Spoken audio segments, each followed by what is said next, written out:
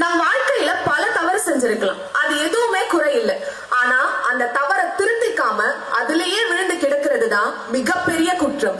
விழுந்தா எழுந்தா இதுல ஒண்ணுமே இல்லை, மாறினா நன்னடத்தையோடு வாழ்ந்தா இதுதான் உண்மையான வெற்றி. இன்றைய இளைஞர்கள் விழிப்புணர்வு உள்ளவர்கள். இது வெறும் வாதத்துக்காக மட்டும் இல்ல, ஒரு நாடு மற்றும் சிற்றரசோட முழக்கம். போதையில்லா பாரதம், நஷா முக் பாரத் அபியான், இந்த தேசிய இயக்கம் புதுச்சேரி வீதிகள்ல ஒரு எழுச்சியா எழுந்திருக்கு. பள்ளி மாணவர்கள்ல இருந்து கல்லூரி மாணவர்கள் வரை NYK, NSS, ஸ்கவுட், NCC, காவல்துறையோட கைகோர்த்து இந்த விழிப்புணர்வை நடைமுறையா மாத்திக்கிட்டு இருக்காங்க.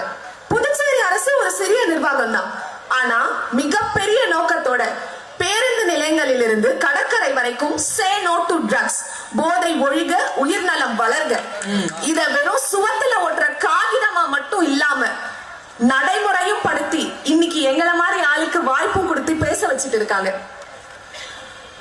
அரசு மருத்துவமனைகள் சிகிச்சை கொடுத்துட்டு இருக்காங்க, அரசு மனநல மையங்கள் தன்னம்பிக்கையை கொடுத்துட்டு இருக்காங்க, கல்வி